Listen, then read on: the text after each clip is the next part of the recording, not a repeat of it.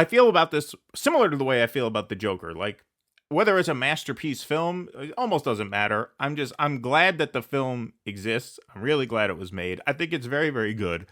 And so since I took us on that improv tangent for the first 6 minutes, do you want to give your take on the movie first? I felt like it's long overdue. It's about time because most people don't know about this. Because I mean, not in modern times. Because he was killed so young before he really left his mark or left a bigger mark. Most people don't know about this. Most people don't know that they literally, incontrovertibly, no conspiracy theories involved. Like it's a matter of public record. They assassinated this guy. And most people really don't know that history. And I was also, as somebody who touched on it in one of the articles I wrote for Due Dissidence, I was very glad that they touched on the fact that he was trying to form an alliance with poor whites, and poor Hispanics and all poor people.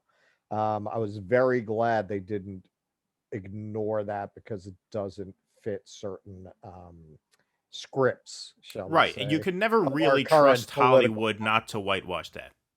Right, literally, Yeah. to take that out. So I was very glad. I mean, look, for me, of course, I would love to see a movie that examined that even more, but I'll admit that's a bias. I give them credit that they made it clear within the narrative time that they had and the story that they were telling, that they made it clear that that was part of his community organizing efforts.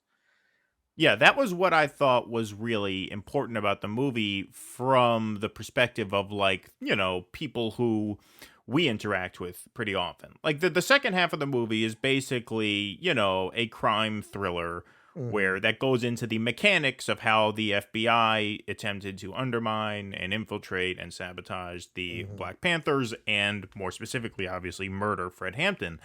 And the Judas character is William O'Neill, who is this petty car thief who the FBI brings in, and like they always do, they still do that to this day. They smack him around. They say, "Here, you could do 8 years in a can."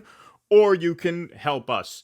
And so he becomes an informant. And the second half of the movie is basically more about how um, the raid was orchestrated that ultimately killed Fred Hampton, and the sort of, like, mechanics of that. The first half of the movie is very, very important for people in this sort of new left to watch, because the first half of the Yes, movie gets into why he was the threat that he was, and exactly, why the exactly. FBI felt that they had to take him Right, out. The reason he was a threat is because he wasn't doing so much of what the new left is doing now. He right. wasn't calling people toxic. He wasn't Hmm. canceling people. Wasn't Yeah. calling them problematic. Hmm. He was building coalitions with unlikely figures, Yeah. rival gangs. I mean, the Crown's gang was not a real life gang. That was sort of a made up thing that they used Mhm. to sort of, symbolize all the, the lengths he was willing to go to actually build an army that could fight the power.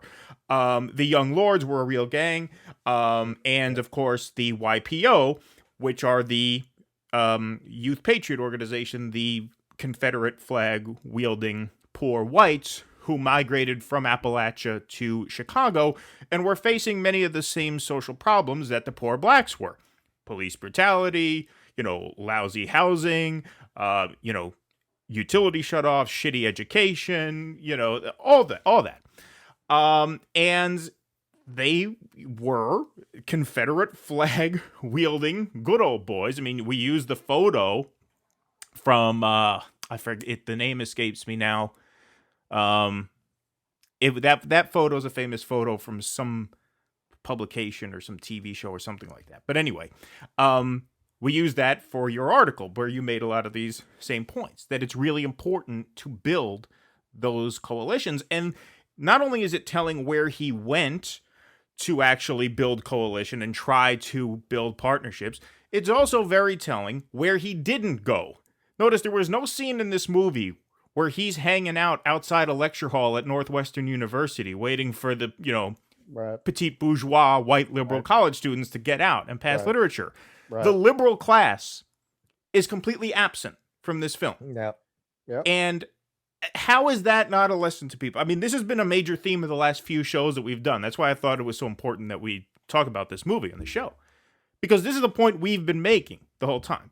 Now, the YPO is a little different. They weren't the MAGA people. I mean, they were a class conscious group.